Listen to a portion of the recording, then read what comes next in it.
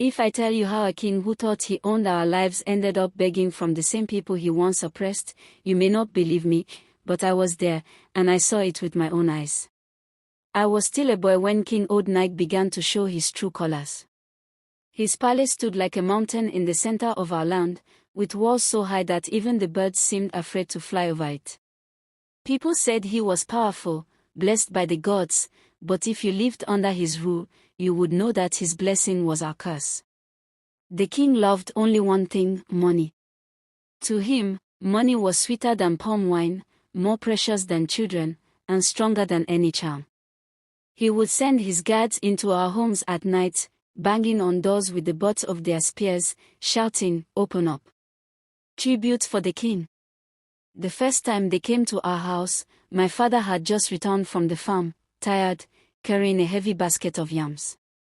He had sweat dripping into his eyes. Before he could even rest, 3 guards stormed into our compound. "Where is the king's tax?" one barked. My father tried to explain, "I have not sold these yams yet. My children are hungry. Please, give me 2 days." But they only laughed. One of them grabbed the yams, another slapped my father so hard he fell to the ground. They carried away half of everything we had and walked away as if they had done something honorable. That night, I watched my father sit in the dark, his hand covering his face. I had never seen him cry before, but I saw tears drip through his fingers. This was not just us. In the market, women selling pepper had to pay before they could even spread their mats. Hunters returning from the forest with bush meat would be stopped at the gate, half for the king, half for you. Palm wine tappers had to deliver the first and sweetest calabash to the palace before they could even taste it themselves. The king's hand was everywhere, and no one was free. At first, everyone kept quiet.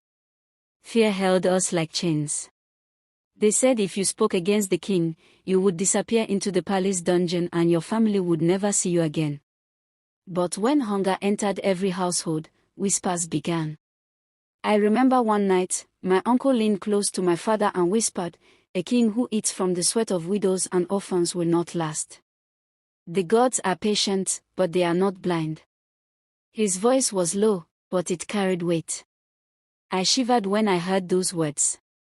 It felt dangerous, like lightning waiting to strike. The next morning, I saw a group of women in the market, heads bent together. One said, "Even our children cry from hunger while the king feasts. Can such a thing continue forever?" But they spoke in low voices, their eyes darting around. Fear was still stronger than anger.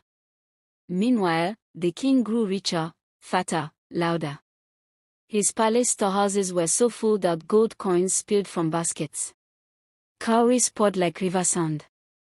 He built statues of himself in every corner of the village and forced men to abandon their farms to carve his image in wood and stone. One day, he declared from his throne, "From today, no goat, no chicken, no harvest belongs to you until I have taken the first share. I am the land. Without me, you are nothing." His guards pounded their spears in agreement, their voices filling the air with false praise, but among the people, bitterness was boiling. Then came the first sign.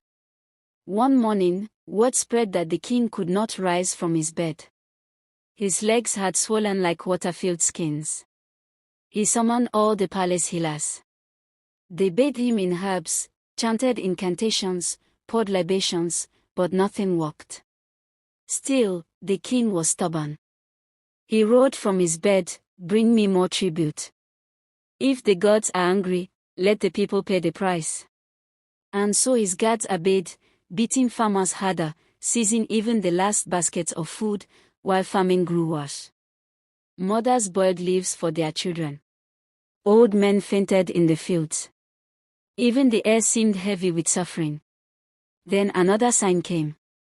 One evening, thunder rumbled across the sky though the sun was still shining. People pointed at the palace roof, where a vulture sat and refused to fly away. Whispers spread like fire, "The gods have started their judgment." Fear and hope mixed in our hearts.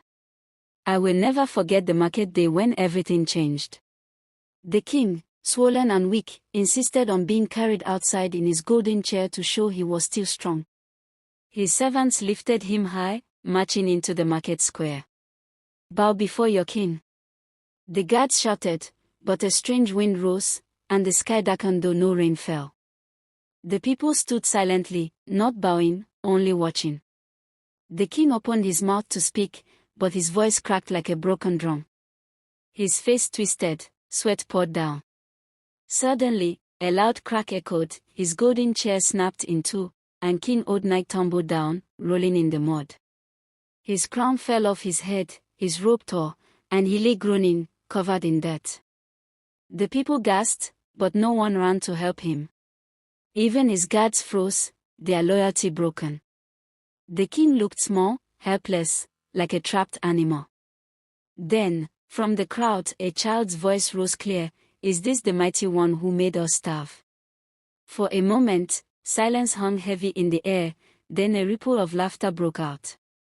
Some laughed bitterly, others with relief, but all eyes saw the same thing: our once mighty king was nothing but a weak man crawling in the mud. From that day, his power melted away. His guards deserted him.